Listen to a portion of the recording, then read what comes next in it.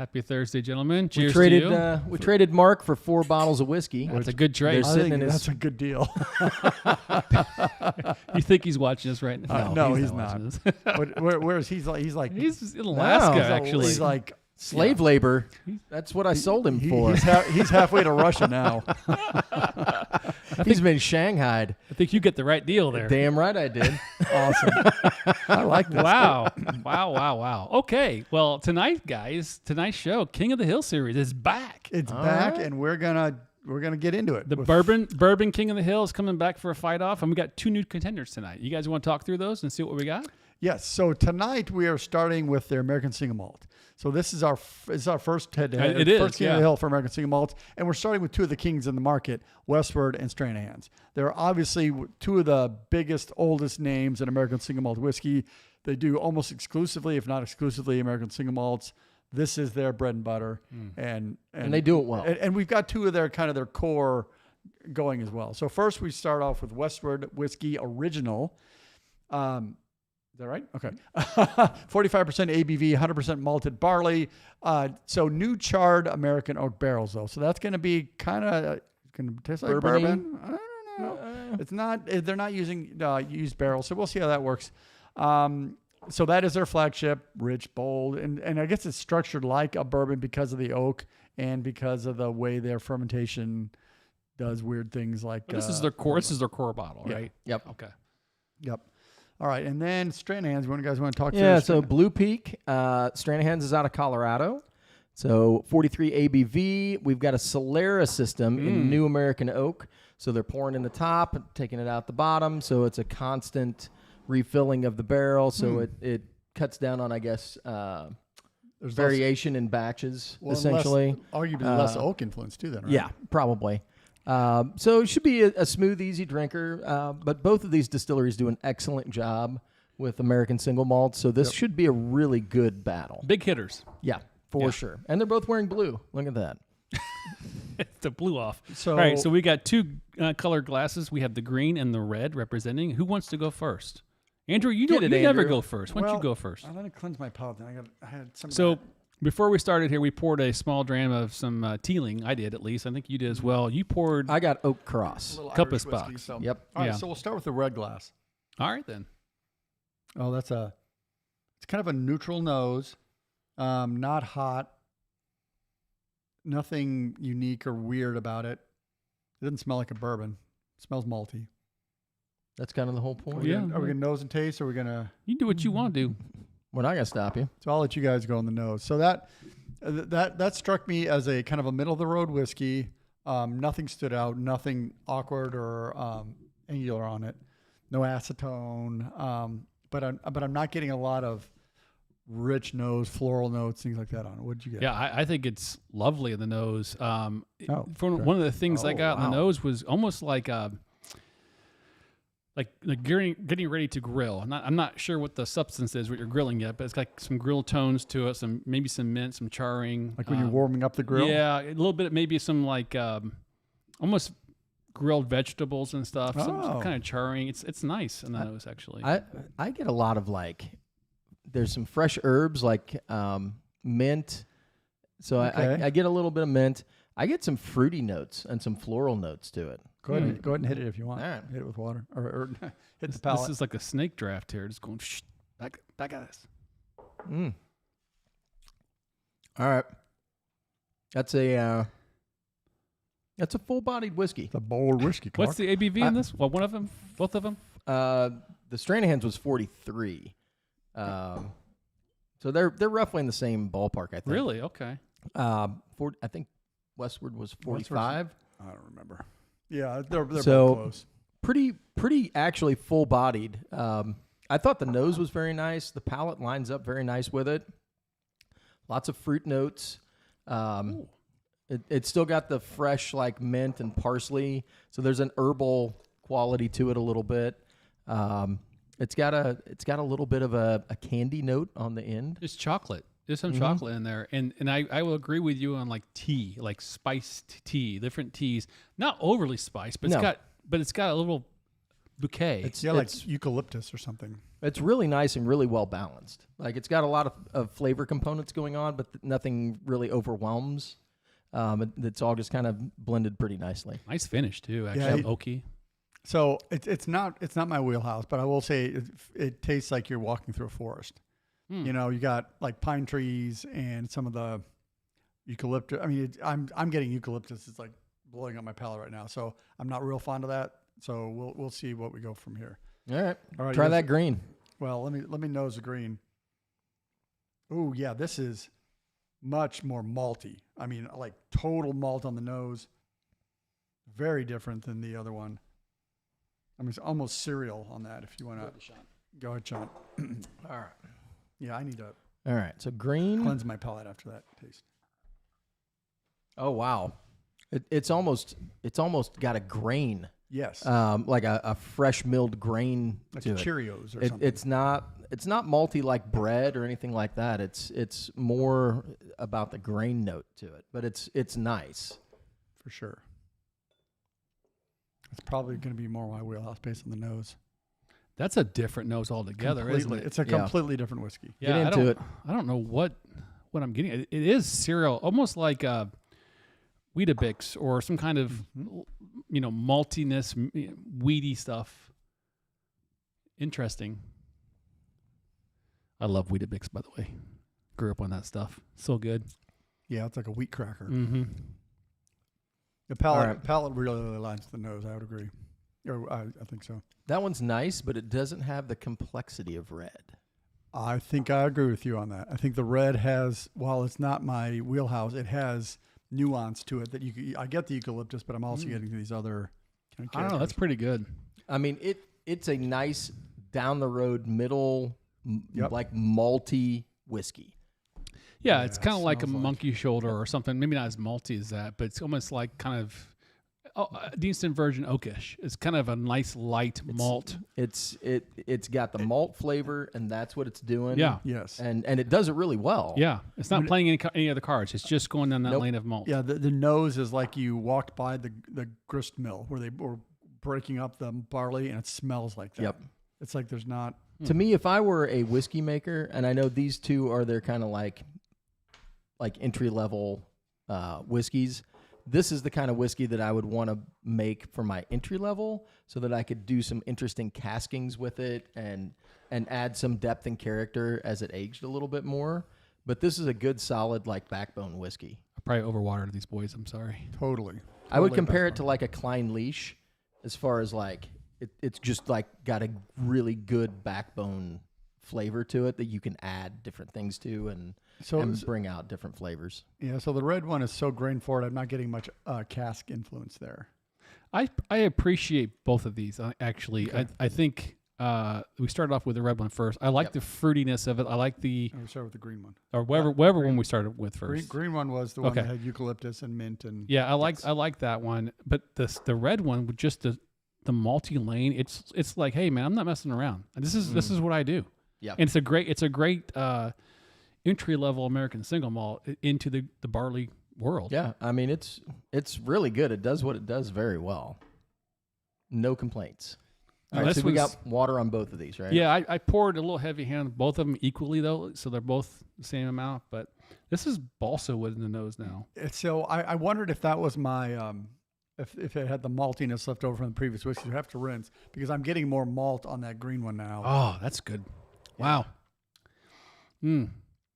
Sweetiness, it has some complexity to it because it rolls into like different cereals, almost Count Chocula, or like a little bit of, I don't know why I don't know. I get on the cereal train. Well, you did have chocolate before. I did. So that's why I'm saying that. But it also has a little bit of like the milk creaminess as well. It held the water too. See, I didn't get any of that maltiness coming out before the water. It was all like the aromatics. To me, right now, it's malty up front, and then it's got some of the chocolate notes, and it's like a creamy chocolate, and then it fades into I still get the fruit and the herbal quality on the finish, and the finish is still pretty good, honestly, for the amount of water you put on it. It held it pretty well. It did. Yeah, I would agree. Whatever is in the green glass has lots of layers to it that I wasn't getting before, but I do now. So it'll be interesting to see what go ahead with the red. This one I'm curious about because I'm wondering with some water if it won't add some additional complexity. I hope so. Because it was kind of right down the middle. Yep. Yeah, it didn't. I'm worried that water may have just diluted what one layer it had. It's sweeter on the nose. It added some sweetness to it. It toned down a little bit of the malt and brought up some of the sweetness. It didn't really add any complexity or additional layers that I wasn't getting before. But it's still just like a really good, like straight down the middle malt whiskey. Like there's no flaws to it. There's no like elbows or weird stuff going on. It just does what it does really, really well. I think the water hurt the maltiness a little bit. It did. But it's still there. It's not as full bodied.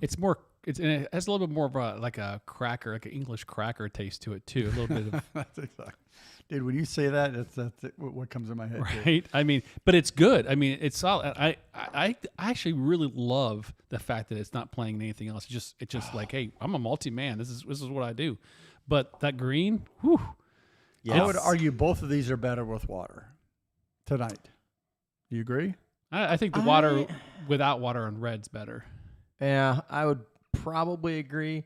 I was sitting here thinking that red would make an excellent cocktail whiskey. Like you could mix all kinds of cool stuff in there and add and build a cocktail and not have to worry about it doing anything weird. Man, but the green is probably gonna.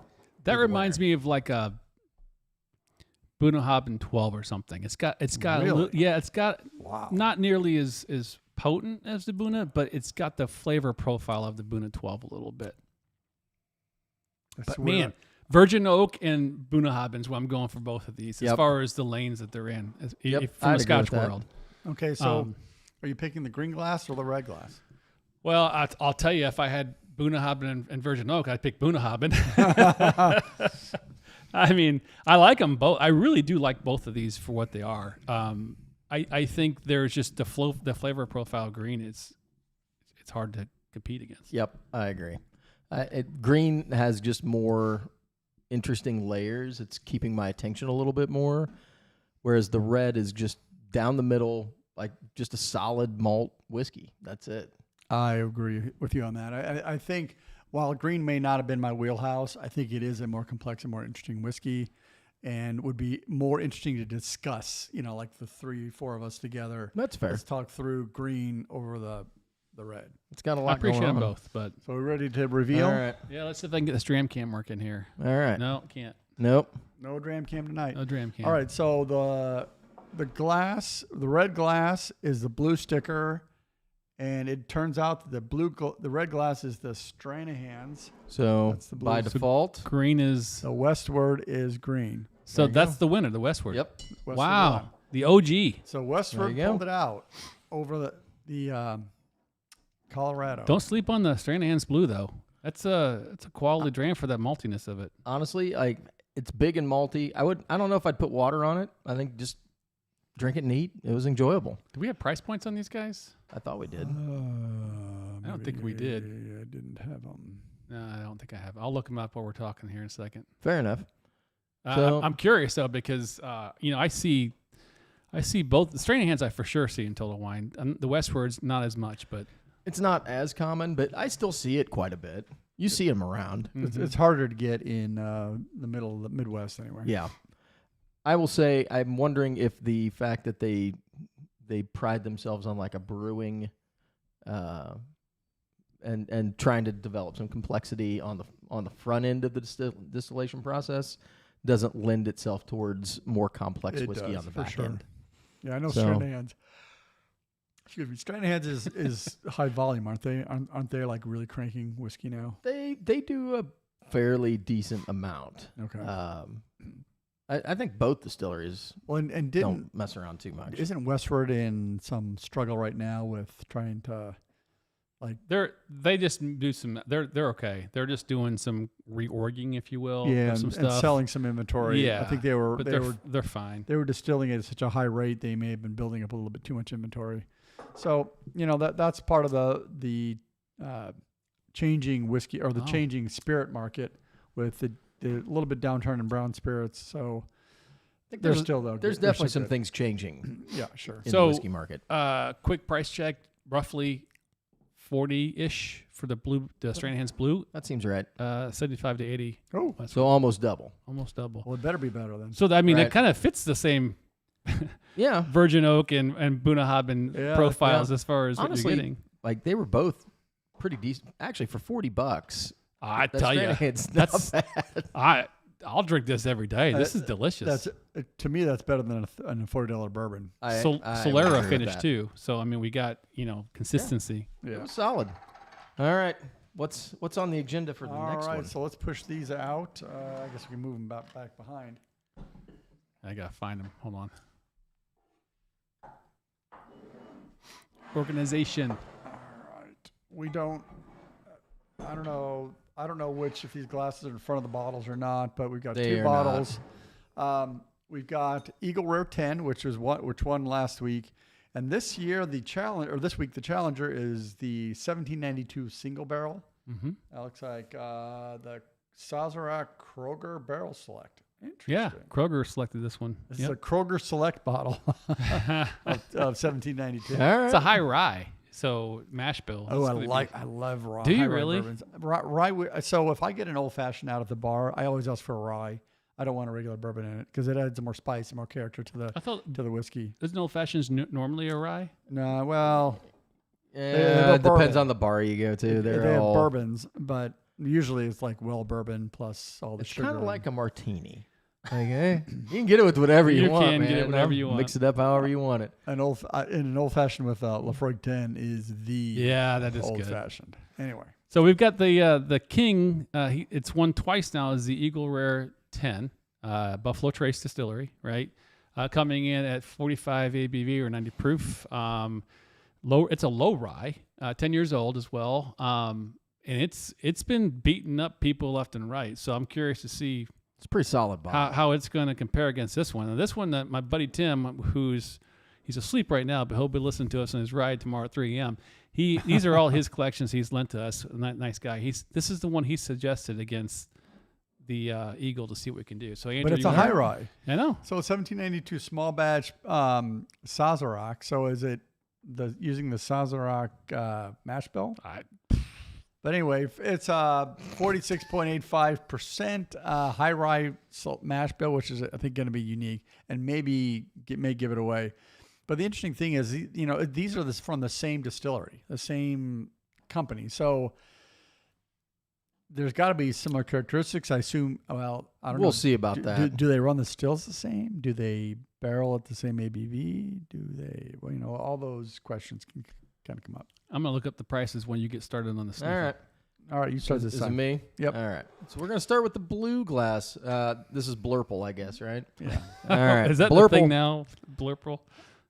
You can call it whatever color you want. Smells like a very mellow bourbon. It is not punchy. So not high rye. Nice caramel nose. Vanillas, like all the things that I would expect in a bourbon, but not an overwhelming nose. Just like a really smooth, approachable dram. Sweet. Like it makes you want to take a drink. Delicate.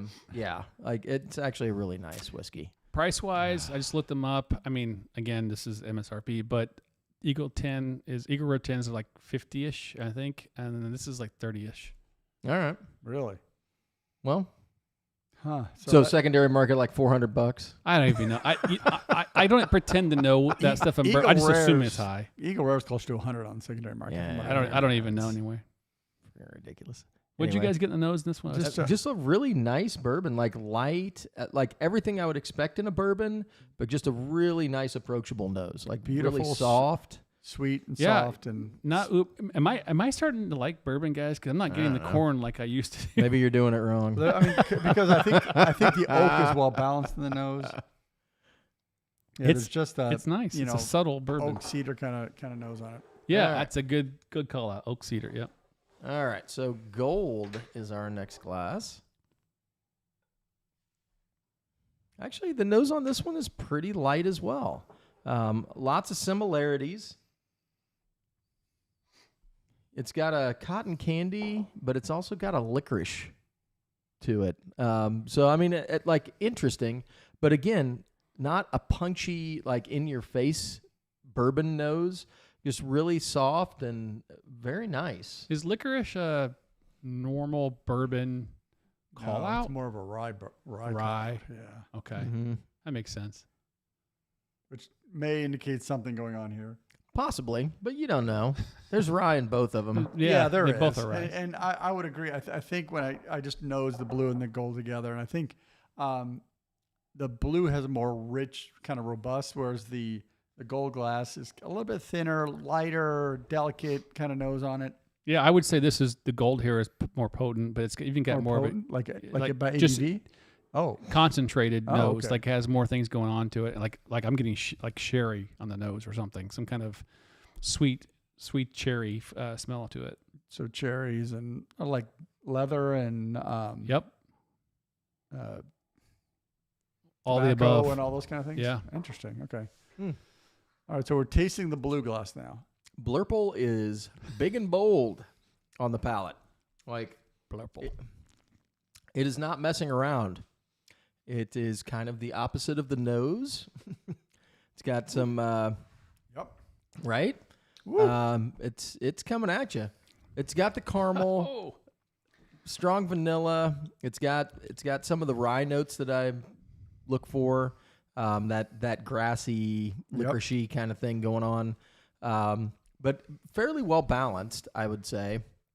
Good long finish. Actually, a pretty well put together dram. It tastes like an old fashioned. Like when I drink an old fashioned, this is that rye old fashioned I get. Like it's strong. I mean, the cool thing about this is I'm learning bourbons now, and this for a bourbon, and I shouldn't caveat it. This has unique complexity as it rolls through that. It's super sweet into that kind of spicy. I guess I think of it as a rye note, but kind of a spicy note, and then the finish is long and it just carries. Yeah, it's got a good finish. Yeah, because the finish kind of carries on the sides of my palate. No elbows or crazy nonsense. No. Like it's actually a pretty solid dram. Very well put together. All right, gold.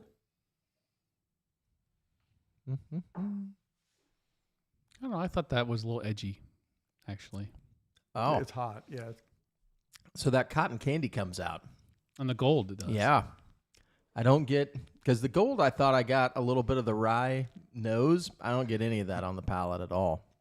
Almost cinnamon, too, in the nose. Really nice, well put together. Like it's got a little bit of baking spices, but they're interspersed with the vanillas and the oaks in a very nice way. Just very soft, rolling whiskey. Ooh.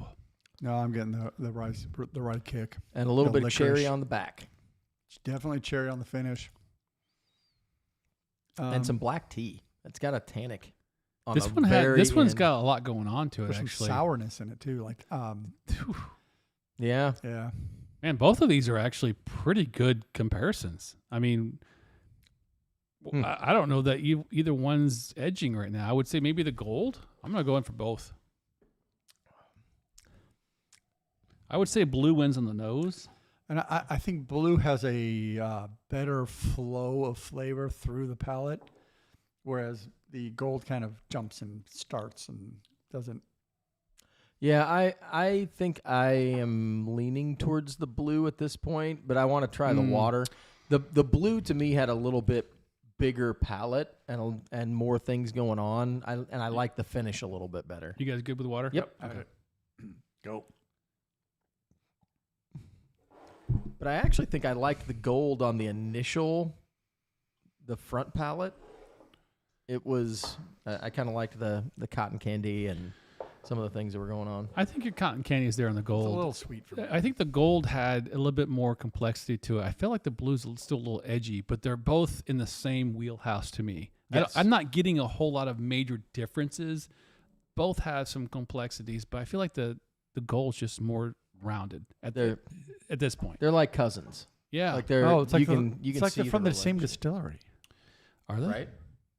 Oh, the nose on this is The it's nice. the blue kicks. So it. the water helped, huh? Yeah, it brought up the sweetness. It's nice. Ooh. We shall see if it's nice. I'm not sure gold did well as well. Oh yeah, Sean's a fan of that blue. That's nice. I like that one. The blue is sweet. Big fan. Savory on the nose. It's got a lot going on. It's still got a good. Honestly, it probably need to sit for a little bit longer, but the mid polish through like the finish is excellent still. Like still just great. Now it's like cherry cobbler. It's got like a little bit of a malty sweetness to it, like much a better with pastry water. thing. Yeah. I was pulling. The cobbler is probably a good pull. I was pulling some cherryness. I was pulling some wood, but the little bit of flaky crust biscuit probably works well in there as well. Yeah, I can see that. It's really nice. Got some baking spices to it. I'm gonna get some haters here, but it has almost a cherry Halls taste to it. I'm getting there too. So the finish is much more astringent and tannic than the initial palate on it. Yeah, It might be the rye, I guess, finish I'm getting them not used to, but I thought it was better with the water than the neat. It was a little more approachable. I found the front palate on neat was a little bit abrasive. It was almost too big to like get a hold of it. I had to wait until I got to the mid palate and the finish to like really evaluate it. But with the water, it's excellent. Like I really like that one. I'm actually excited for this gold because I think gold is going to have to bring the thunder. I think it will. I have faith in gold. The nose is still good. I think gold's going to pull it out. The nose is flat to me on the gold. This is where the boldness of the blue might come in versus the gold. So I think the blue is edging it because it's just a bigger whiskey. This one's nice, but it seems kind of light and a little bit more diffuse with the water. And I'm missing some of the complexity that it had before. I don't know, man. I feel like, in fact, they're both very similar. My palate tonight agrees with the gold smoothness. I feel like the blue has more bang for your buck, I guess, as far as potency and flavor profiles. But it's even with the water, it's still not as, to me, it's just still not as smooth as the gold. I think I'm missing maybe a little bit of some of what the rye factor is doing in the blue and it's not doing in the gold. But I like that personally because I'm not a huge rye fan anyway. So maybe that's why I'm tending towards it. I'm not a big rye guy, but blue's your guy. My vote goes for blue, and I'm not getting a whole lot of rye in either one of them, to be honest with you. At least what I associate with rye. Okay. The gold just, especially with the water, didn't have enough oomph to kind of get up over the hump. Let me do one more just in case. I personally thought the blue was really good. Yeah. Neat and with water, I thought it was excellent. So it's funny because I spent some time with Roy for Aquavite in Scotland, and I think the gold glass would be more his wheelhouse. So it's a lighter, delicate, kind of nuanced whiskey that is really kind of what he really enjoys in a whiskey. Yeah. Whereas the blue is just richer, bolder, powerful. Yep. And that's my wheelhouse. Yep. So I think I would agree with Sean, and then the blue just is a richer whiskey and better my wheelhouse. Not that the gold is bad. They're both very good. Yeah. Honestly, I'm gonna stick with gold. Doesn't matter because I'm losing anyway. But I like the gold personally because I don't know what it is, but it's a nice, comfortable dram for me. Yep. It is, and I think if it would have held up a little better with the water, I would have liked it a little better because I liked it neat, but I think blue just edged it out for me in both. It just had more flavor going. I would argue the gold is a better summer dram. Yeah, it's lighter and delicate. You put maybe a rock on it just to kind of cool it down. Which would you prefer in old fashioned? Blue. The blue for sure, because I want to taste my whiskey. Yeah. Okay. Yeah, it makes sense. So that's your answer really is you got more whiskey in the blue. Yeah, I agree. I got a bigger, bolder flavor profile. So one's 50-ish and one's 30-ish. All right. Well, let's see what we got. All right. So the winner is the blue. The winner's the blue, and it is green. And the green is 1792. Oh, no way. The blue The gold glass is the Eagle Rare. Oh my god! Dethroned. Wow, the Eagle Rare loses. Oh, that is. I was not going to call that. I thought can't win gold them was all. 1792. Totally did not. So on the nose, I thought maybe it was right, but Wow. Sazerac, man. There you go. What you gonna do? it's Sazerac mash bill in the 1792 kicked it. Holy crap. You know, and Tim, I talked about this stuff for a while. He called it out. He's like, this 1792 does not get the respect it should.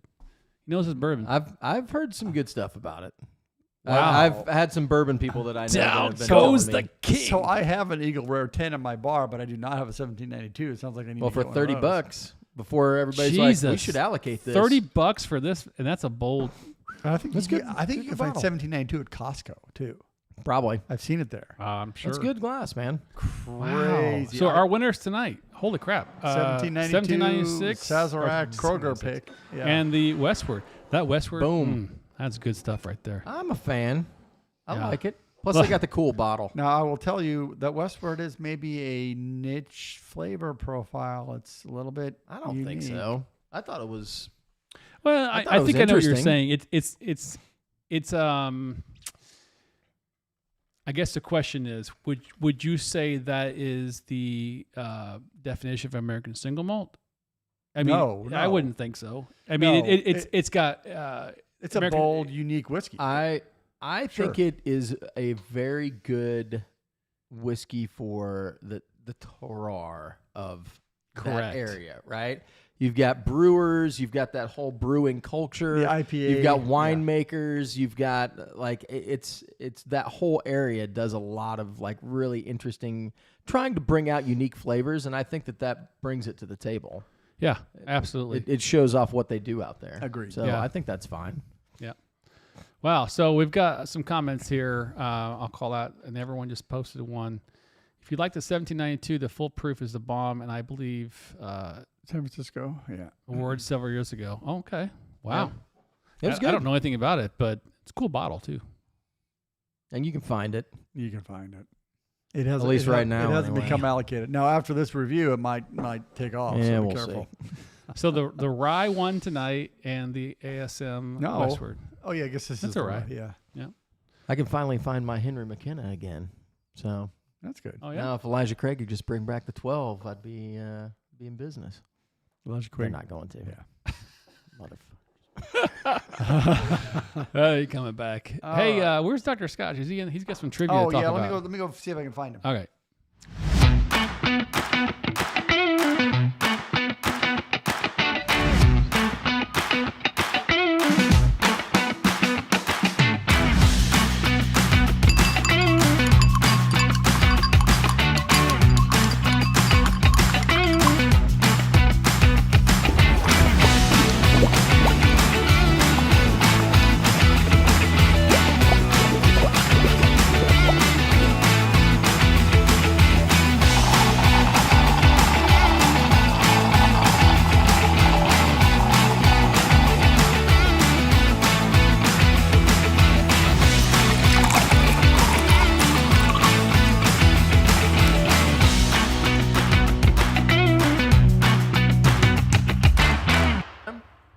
What is happening right Holy now? cow! I don't even know what Jesus. happened. Like this, I don't have my coat on right. You know, Dr. Scotch, you're I gonna. was in the green room and I didn't know it was coming. And all of a sudden, I got to go. So, I mean, you know, we called you earlier today and said, hey, you're on trivia tonight. well, I You- was going to be on, but you know what? You know, it's just going on here. you, So. you had some test tubes to clean, Yeah, I did.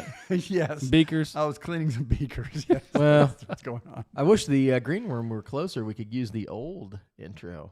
They Oh. call me Dr. Scotch. Well, you could tee up a couple of those. Yeah. Anywho, so whiskey trivia today with Dr. Scotch. This is the best and whoops, I'm missing my name tag too. This is the best Scotch of the year. Trivia. We're gonna have a good time here tonight. Oh, are we gonna make it through this? I don't think we Seems are. improbable. All right. So yeah, it's a very generous photo you have there. I appreciate it. I'm not a redhead, nor do I have that much hair, but okay, let's go. I don't know if I call that red, but hey, you have hair, so let's go. All right, question 1. Which distillery has the largest capacity pot still in Scotland? A. Aberfeldy, D. or B, Glenkinchie, C, Glenmorangie, or D, Talisker? The largest capacity pot still in Scotland. That seems oddly. It's going to be somebody that's like. I don't think it's Glenmoe. No. Yeah, it's going to be a high volume distillery. I'm thinking it's Aberfeldy. That's what I was thinking too. So everyone says C with Glenmoe, and now admittedly Glenmoe has the tallest stills in Scotland. I feel like to have the tallest and the biggest, they would say that they had the biggest. Like they are down with these are tall stills. Yeah, I don't think they say they're the biggest. Oh, Jason says C as well. Well, I'm going Aberfeldy. So is Malt Minion. All right, Bob. Is this Bob Hammond? Is that Bob? Bob H. When's the last time you see it? Bob's good to see you. Cheers to you, Bob. Miss you, bro. Cheers, Bob. Oh, there's whiskey for me. Okay. You jumped in just in time to be wrong. Let's see what the answer is. So it is Glenkinchie. Glenkinchie. Their wash still has a capacity of 30,000 liters. Glenmorangie has the tallest at 5 meters, but that's not the 31,000 liter. That's a lot. That's huge. I don't know how long it would take how much energy does it take to boil 30,000 liters? A lot. Wow. I mean, a lot. Wow. I thought it was Aberfeldy as well, so we'll go on from here. All right. Question number 1. 2. What is the most widely regarded reason that whiskey has to be a minimum of 40% ABV? A, consumer preference. B, flavor. C, prohibition. Or D, taxation.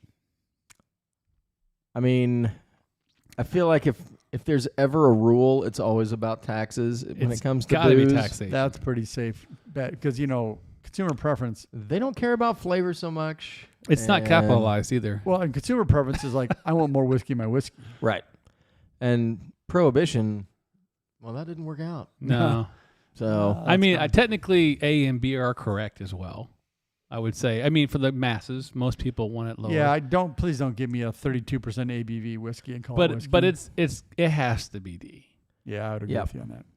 So D is taxation. According to distiller.com, in Britain in 1917, after years of negotiations between government and distillers, they agreed on a 40% maximum level in general.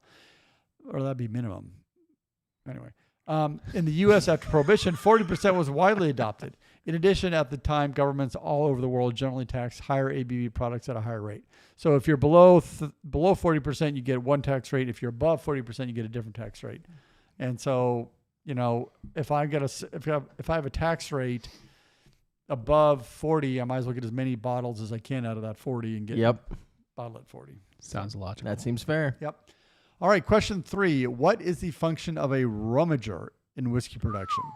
A, filtering the new make before going into a barrel. B, preventing solids from burning the wash still. C, turning the grain during the malting process. Or D, keeping the grain moving during kilning to prevent burning. Well, we know it's not C. That's monkey shoulder. Yes. Keeping the grain moving during... No. Preventing solids from burning in the wash still? I'm going to say B. Sounds about right. Filtering the new make before it goes into the barrel. So we got to give... I don't know. Give the watchers a minute to figure this out. I think it's B as well. That makes more sense.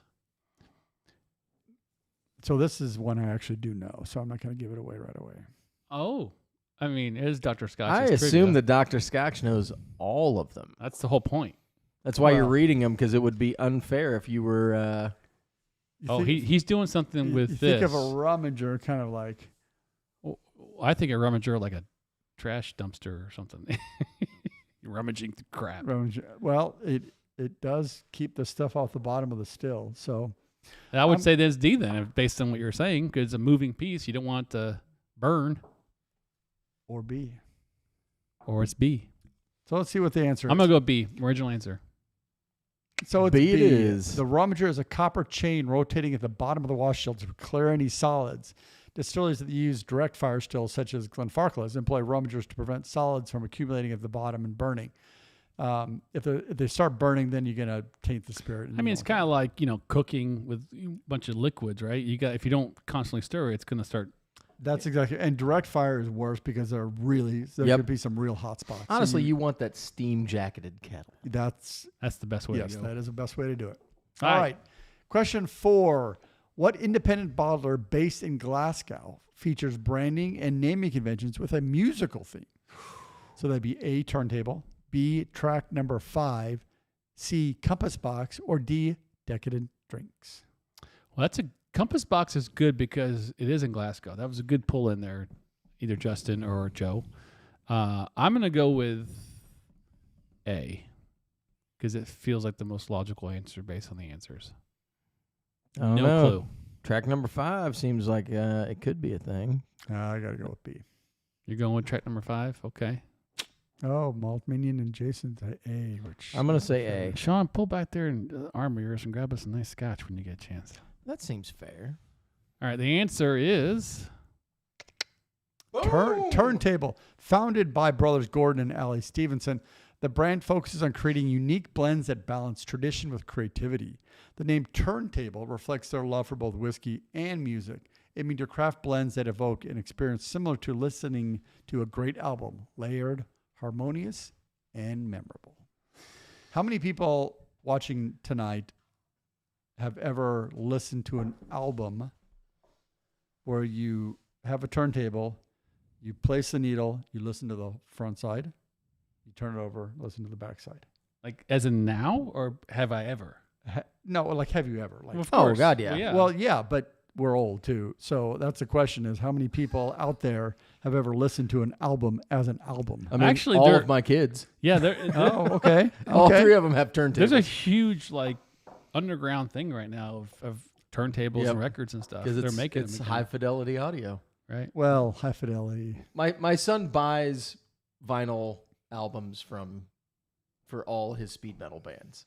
Like he was buying one the other day. Do you need high fidelity on speed metal? I mean, do you need speed metal? No. Anyway, I do not need speed metal, but some people do. So I'm gonna pour this Compass Box, no name number. I think it's 3, isn't it? it's entirely possible. Yeah, and I do want to stand corrected, everyone. Thank you. Compass Box is in London, not Glasgow. I don't know what I was thinking. that's true. They're everywhere. All right. So far, I am 3 for 4. I am crushing this thing. I don't know what I am. I think I'm a 2 for 4 or something. All right, question number 5. How many isomers of lactones exist in oak? And just like that, I'm 2 for 5. A1, B2, C6, D8. Oh my God, this is such a great question. This is only the whiskey nerd that will ever get any idea of how many isomers of lactones there are. Let me ask you a question, Dr. Scotch. Yes. What's a lactone? Well, it's a compound that tends to exist in oak, and when you heat it and toast it, these lactones tend to modify slightly to be able to be extracted into the whiskey. So it's Okay. more than one because you said lactones. I would argue, yes, it's more than, it's not A. All right, so we're already down to it's got to 3. be 8 then at least, right? Because I'm going to say C. I'm gonna go D. Let's see what the answer is. All right, so there are 2 lactones. shit. Cis-lactone and trans-lactone occur in different ratios with different types of wood, changing the flavor profile of the final whiskey. Cis-lactones provide sweet vanilla and coconut flavors, while trans-lactones provide some coconut, but also spice, intense, and clove flavors. Cis-lactones are more common in American oak, while European oak has cis and trans-lactones. You know what I heard? Yes, it does. So the cis and the trans are related to the H3C and the H3C carbon chain with the little arrows. So you see one is pointing, so the black triangle is pointing out, the dotted is in. Now, they can be both pointed back, they can both be dotted, or they can both be, so what you're showing there is the trans because you have the triangle and the dotted. If they are both triangle or both dotted, then that's the cis. Every time I go to Europe, it's all cis and trans lactones everywhere. Anywho, so Dr. we'll move on. Scotch Great nerd. question. This is a great question and is unique. It's to, very appropriate to your that is trivia. a super nerdy question. Yes. All right. Question number 6. Which Scotch whiskey distillery had one of the first female distillers? Ooh. Oh. A. Ardbeg, B. Aberlour, C. Glenmorangie, or D. Lafroig? Well, I wouldn't have picked any of this list, so that's wow. I don't think it's okay. Had the first female distiller. I'm gonna say Aberlour. I don't think it's A. I don't think it's D. So you don't think the Islay were most innovative there? It might be D, actually. Now, this also doesn't say master distiller, so we don't know if they're talking about first women to have, first group what to does have that mean? Like first female distillers? Well, if they're running the stills, they're the distillers. Yeah. Well, They don't have to be the master distiller. They don't have to be like the boss. Like 1980, 60, whatever. I mean, it could be, yeah. All right, so let's go to the question. We've got a couple D's coming in. I'm going with D, just because it's Lafroig. Lafroig. Let's see. Oh, Jesus. The answer is Ardbeg. The one I said. Alexander McDougall, son of founder John McDougall, was the main distiller until his death in 1853, at which point the control was handed to Colin Hay and McDougall and the McDougall sisters. McDougall sisters. Flora. I couldn't tell if that was an I or an L. Flora and Margaret. The two women took over the operations and are widely believed to be among the first, if not the very first, female distillers in Scotland. The distillery remained partially women-run and operated until Margaret's death in 1865. Man, all I know is if you were a female distiller in 1853, you were the kind of woman that would punch a dude in the face. You had to be hardcore. What do you mean you don't like that? And not like eventually, like immediately. So is there any way to add Justin's note to the broadcast? Of course. Yes, that is great. Super chat front, Justin. I knew you'd love the lactones question. I put that one in for you. Thank you very much. Oh, Jesus. Good job. That was Nerd playing love. to your Nerd crowd love. right there. Nerd love. Love Fish in it. a barrel right there. Great question. All right. So I am down to 50% now. I think I'm All like right. Question 30. 7. What was the average price of a bottle of whiskey in the UK in 1981? So just general whiskey. In 1981? And that's the average price. So that you're not talking your high-end whiskeys there. Right. Average price. So what's the average price now? $30. So that would be half of that, 15, which would be like $7. No, I'm thinking like... I'm going to say C. I'm going to say A. Average bottle of whiskey. So 1981. So think about like the amount of like bottom shelf stuff that gets sold compared to top shelf stuff. And single malts weren't popular in the 80s. It was all blends. I know these questions are a little bit vague, but you have to go with what I mean. Single malts were only popular in the U.S., not Right. in the UK. So the question is, it's got to be a blend, right? And the blends were legit back then. And in the 80s, in the early 80s, Cheap. were brown liquors hot or were clear liquors hot? It's got to be. Probably clear liquors. It's going to be A because 1980. Well, 1981. I got to go with either A or B. It seemed like a Zima kind of thing, right? Zima was in the 90s. Zima was some grenadine or that some. was 90s, dude. Come on. 80s was probably Bartles and James. Oh, look at everyone's Some wine coolers. comment. A, Yeah. because some distilleries, There's only like many. There's only 5 distilleries operating in 1981. Yeah. Well, I'm gonna go with A. What you guys All right. got? I got A. All right. I'm saying cheap. See, I was right the first you time. You were right. We overthought. So that would be $36.60 in 2025 money. According to the UK Office of National Statistics, the average price for a nip of whiskey, not sure what quantity this is, in 1987 was 67 pence, but $3.90 as of January 2025. 482% increase. I feel like a nip of whiskey could be like a third of a bottle. Depends who pours. Right? And what kind of glass you have. That would be a nip of vodka I'm in having Russia. I'm going out for a business lunch. We're going to have a nip of whiskey and a sandwich. Pour that right? that Guinness bottle, that Guinness glass. Hell yeah. Put it in Jesus. this water bottle. What's I'm everyone walking at back right to now? So 'cause Fernando's killing it.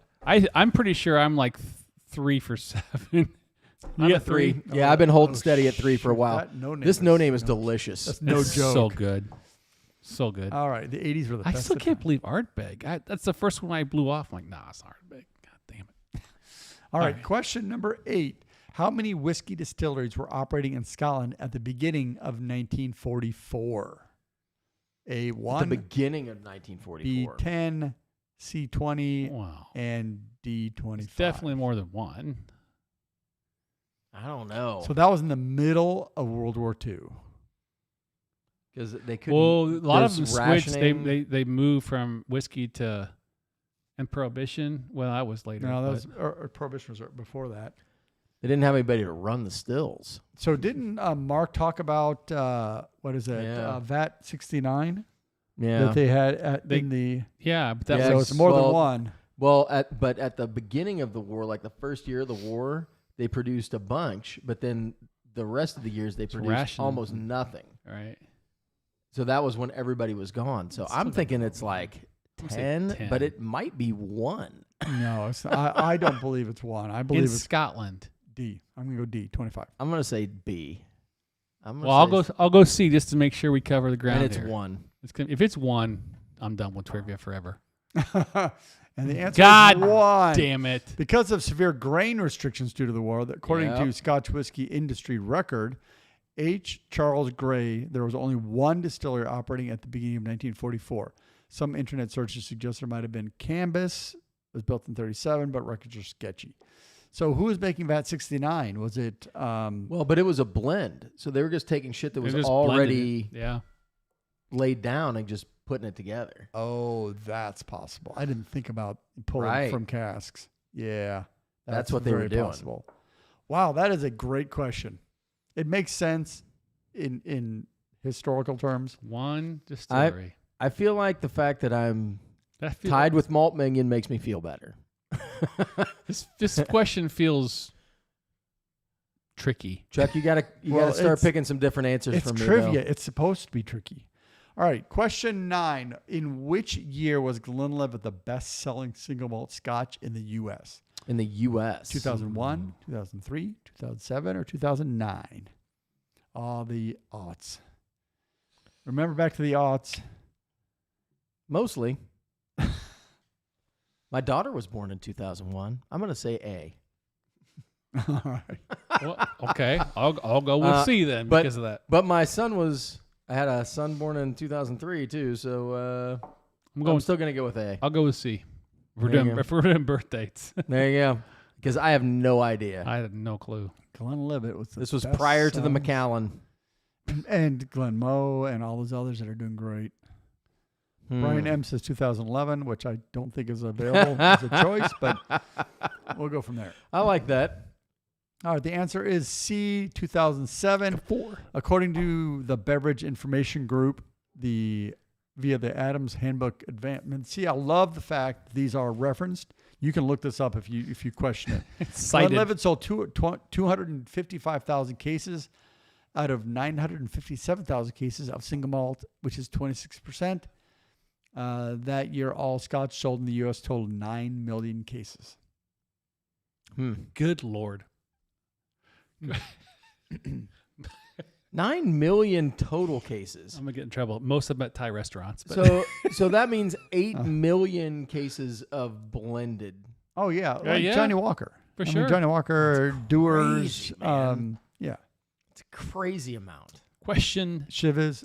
All right. Question 10. Final question. Which distillery purchased and reopened the Ardbeg distillery in the 1990s? Ooh, 1990s. Aberfeldy, Jesus. Craigellachie, Glenmorangie, or Lagavulin? You think Lagavulin would buy Ardbeg and reopen it? Maybe. Seems neighborly. kind of like Which of them is Diageo? your enemy is your best friend. Was Diageo even involved in the 90s? Fair question. I mean, I'm going to say C just because. I'm going to say not Glenmorangie. I'm sticking with Malt Minion and Solidarity, brother. But it could be, it really could be any of them, honestly. I'm gonna That go was with 35 C as well. years ago. It could be anybody. I'm I'm gonna go with A. C. A needed some peated whiskey. See if we can get one more together, Sean. Jesus. Boom. Purchased All right. by the McDonald family for £7 million in 1997 with the goal of returning the distillery to its prime, envisioning a use of surplus whiskey still left over from the 1980s. Oh, so they're buying it for the casks. Hell Love yeah. it. Ardbeg's new owners knew they could benefit from the distilleries that had spent the last few years aging at the abandoned distillery. As such, Ardbeg's first release after reestablishment was a 17-year-old single malt Scotch. Damn right it was. Good Lord. Wow. That crap. is I think I'm 500. I got 4. I think I got 5 out of 10. I'm pretty happy with that after the lactone. The lactones was bullshit. That's just not fair. That feels unfair. How'd you guys do out there? Big shout out to Justin and Joe as always, my trivia guys. So the uniqueness about this trivia is there's great science, there's great distillery history, all that good parts in there. They do an excellent job of mixing it up. Yep. And I got the same score as Bob, so I'm happy. That worked out well all the way around. All right. Well, I'm gonna go see if Andrew's in the green room and see what's going on. Okay, sounds good. We'll see you guys. Sean, you're on the hook for a second. Well, he's derobing, but I think we've got some questions for you out there if you want to. Oh, yeah. Let me see if I can get that going here. So I'll pull this up and I'll add it to the screen. Give me a sec. All right. Hold it's on. for Dr. Scotch. Well, he just left. Is it really? Yeah, that's what it said. I got to get the keyboard out. Hold on. See, that's what happens when people get old and they need glasses to look at stuff.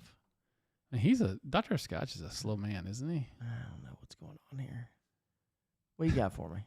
Well, I got to I got to figure out where the heck I did the last time. Let's just read the question. Yeah, that's fine.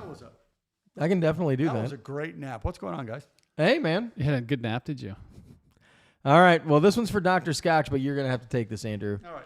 Bourbon distilleries take yeast very seriously. Why do Scotch distilleries seem to be more meh about yeast strains? Well, if I were Dr. Scotch, I would say it's because Scotch distilleries use more barrel. They can use the barrel to make things. Well, I would also argue that using the same yeast strains gives you more consistent results, right? Like in the manufacturing world, I'm sure that you would want to use something that you know is going to do the same thing every single time, right? And give you consistent flavor profiles over the course of... Well, that's what Scotch does, is they use the same brand. Whereas with that's bourbon what I'm saying. distilleries, with bourbon distilleries, the distillate component is what makes them unique because everybody uses the same barrels. New oak casks, you can't affect that. So if you want to change the barrel, the flavor of your whiskey, it's got to be the fermentation. That's the only thing you have. You can maybe cut your stills a little differently, but you're using a column still anyway, so that restricts. Well, and your mash bill. Well, okay, yeah. So you got mash bill, yeast, and really that's it. So you can't Scotch. It's all about the cask. But Scotches have enough like play on the back end that they don't really care about. Correct. I mean, that's what makes it. You do have the mash bill with like peated whiskey, but your sherry cask, your wine cask, your European oak, your American oak, your bourbon cask. That's the uniqueness of Scotch. Fair enough. Yep. All right, we got one more here. I finally figured out how to do this. All right. Cask strength. This is from Brian M. Cask strength, special release, and SMWS Society selections are great, but after all these years, what core expressions do you still enjoy having from time to time? Ooh. I will tell you, Tamdu makes excellent whiskeys. I've never had one that I'm like, I'm disappointed in that. Honestly, Glenmoe. Yep. We've had a lot of their stuff over the years, and they make consistently good, for sure, good whiskeys. Yeah, and I would argue, Johnny Walker on the Rocks. It's a great hotel bar dram, and probably anything from Isla. I mean, Ardbeg is a go-to for me. Ardbeg 10, I love Ardbeg. 10, yeah. Yeah, all of those are just like good staple bottles that you never let me down. Well, okay, then you have a Deanston, and you have there's lots of those. Glendronach's too. I mean, honestly. Glendronach 12, yeah, great. 15, 12, both those are great. Let's do 18. one more here. Let me pull it up. Give me a second. Let's do this one. Tim S. Tim S. says, Tim S. the stage. If you could procure your own barrel of Scotch, which distillery would all four of us agree on? ooh, that is a tough one. Springbank. Really? I think so. Because it gives your funkiness, that catches Andrew, and then we can find some interesting barrel expressions that catch the rest of us. I actually would have said Bunnahabhain. Bunnahabhain would be a good one. I would have said Dinson. Yeah? I'm good with all three of these. That's weird because we're all hitting different wheelhouses. And, if I could get a Springbank or a Lagavulin cask, oh, my gosh. I can't. There's so many good Scotch distilleries. It's hard to say for sure. All those are winners. Springbank is amazing. Deaston's great. Really, if you turn us loose in any Dunnage house in Scotland, we're probably going to find one. If you were to get a richly sherried Lagavulin cask that's like 12 to 15 years old, oh my gosh, can you imagine how good that would be? Ooh. I can. Pretty good. Old Pulteney. Oh, Old Pulteney. What distillery would you not pick something from? That's a better question, actually, I would think. Some of the high-volume distilleries probably not, because they're going to be fairly tame, fairly middle of the road. Like Diageo has certain distilleries they run for high-volume, good base whiskey. Yeah, I think the ones that are like backbone whiskeys aren't always great for single barrel bottlings. Right, like they have a different function. It's not what they in do. The Scotch world, right? Yeah, and so there's definitely. I will say when they did the Game of Thrones series, there were some bottles in that series that I was like, oh, this is interesting, and I've never had anything from this distillery before, and it's actually pretty fun. Mm-hmm. And then there was a bunch that was like, this seems fairly pedestrian. And if this is the best you've got, I understand what's going on here. Like you're just you're a malty whiskey. And that's your backbone whiskey. Yeah, right. That's your core for your blend. Yeah. So, but there's definitely some stuff that I'm like, I don't know about all that. I'm looking at an Imperial bottling because I'm about to finish off my one that I had. You do like some Imperial? And I don't know, man. All right. Well, that's it for tonight, everybody. Great Q&A, great trivia. Thanks to you guys as well. King of the Hill. Champions tonight, Westward in 1792. Amazing, wow. Yeah. That's a good There bottle. you go. Wow. Gentlemen, as always, good to see you, and we'll see you guys next time. Cheers, everybody. everybody. 3, 2, 1.